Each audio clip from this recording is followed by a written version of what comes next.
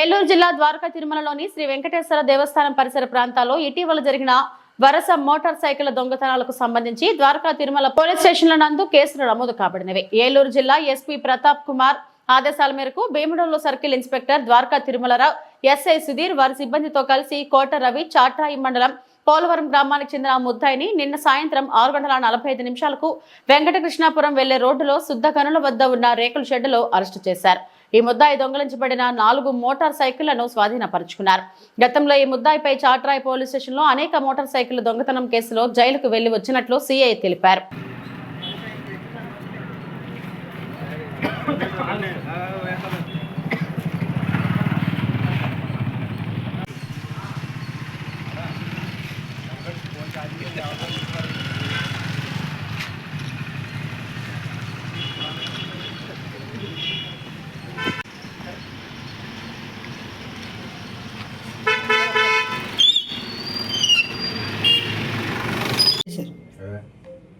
అందరికీ నమస్కారం. ఈరోజు ద్వారకా తిరుమల పోలీసు వారు, ద్వారకా తిరుమల ఎస్ఐ గారు, వారి సిబ్బంది అందరూ కలిసి కోట రవి 30 సంవత్సరాలు ఇతను చాట్రాయి పోలీస్ స్టేషన్ సంబంధించిన సస్పెక్ట్ షీట్ ఉంది ఇతని మీద. ఇతను ద్వారకా తిరుమలలో చేసిన 4 దొంగతనాలకు సంబంధించి బైక్ అఫెన్స్కి సంబంధించి ఇతనిని అరెస్ట్ చేయడం జరిగింది.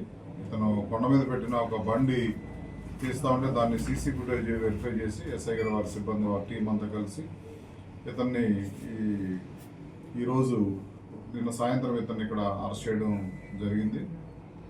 ఇతని దగ్గర నుంచి ఒక 4 మోటార్ సైకిల్ కూడా రికవరీ చేయడం జరిగింది.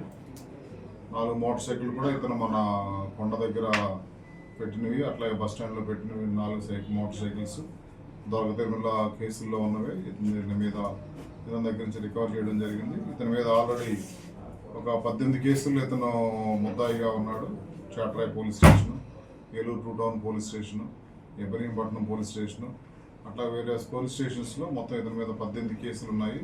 ఒక 4 కేసులు ఇంకా ట్రయల్ జరుగుతూ ఉన్నాయి.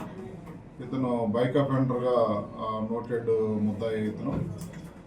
ఇతని మీద ఇప్పుడు ద్వారకా తిరుమల పోలీస్ స్టేషన్లో కూడా ఇతన్ని అరెస్ట్ చేసి కోర్టుకి తరలించడం జరుగుతుంది.